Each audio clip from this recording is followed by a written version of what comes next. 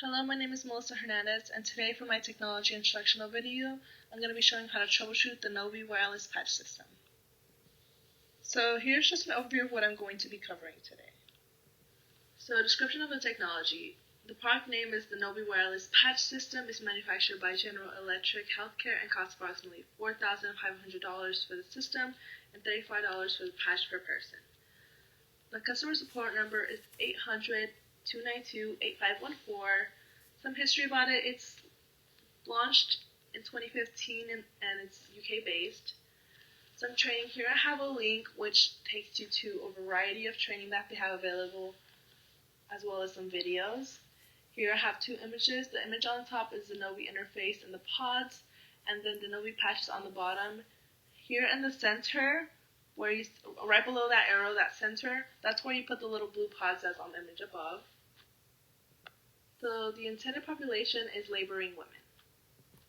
So the use and the rationale. So this device functions wirelessly while doing maternal fetal monitoring. It monitors fetal heart rate, maternal heart rate, and uterine activity. This device is used to provide choice and freedom to the mother without having them have that confinement of being in a bed to monitor your baby. A mother can go to the bathroom, take a walk, even go on a shower, all while having the baby still being monitored. It also provides accurate, reliable readings on moms with high BMIs. So the initiation and the conclusion. So I'm not going to go too in-depth with this because it is available in the training video, but I'm just going to touch base about it. So you're going to start off by ensuring the device is set up and properly connected to the corresponding cables. You want to make sure you place the patch on the belly at the umbilicus, the sensor at the umbilicus, and then you want to get a pod from the charging bay and attach it to the patch clip. And if everything goes right, it should begin automatically monitoring. And to conclude it, you want to remove the pod from the patch and place it in the charging bay, and it will end the monitoring. And then you want to properly remove the patch from the skin. So for data management, the Novy wireless patch system combines with the Corometric CTG monitor, where the data is displayed and printed. The data is displayed to providers and nurses to monitor the mom and the baby. So data analysis. When this is printed out, here you can see the image that I'm showing. On the top is the fetal and on the bottom is the maternal. So for the mom, you can see frequency and duration of contractions. And for the baby, you can see any accelerations, any decelerations, and you can also make out the baseline all from this strip. So this is what the providers and the nurses analyze. So potential harm. So skin redness and reaction can occur, so you want to ensure not to over-prepare the skin and to correctly remove the patch. So mechanisms to ensure safe handling.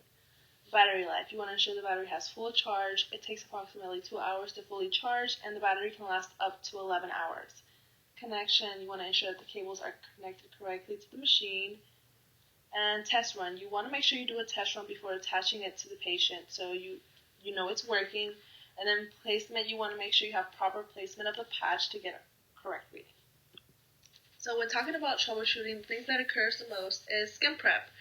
So if the skin prep fails, you want to peel the electrode back, clean any excess electrode gel that can because it can interfere with the electrode sticking on the skin. So you want to remove all that.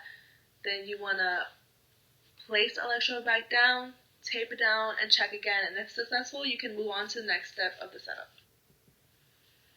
So for high uterine activity or false positives, here in the picture as an example, so it can be caused by the patient just ambulating or the fetus is active.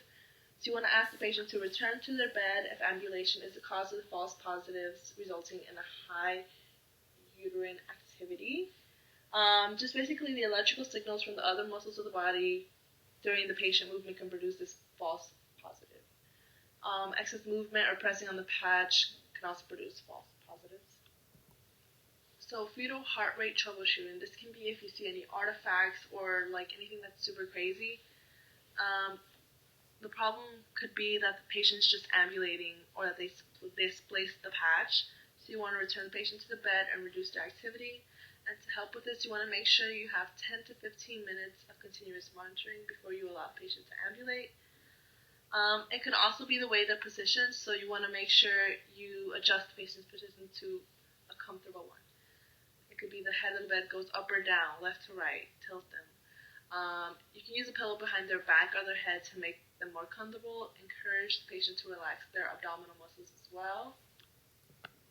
So now that we're done with that, so this product just shows that it provides a more convenient way of maternal fetal monitoring. Here are just my resources. Thank you so much for watching, and I hope you enjoyed and learned something today.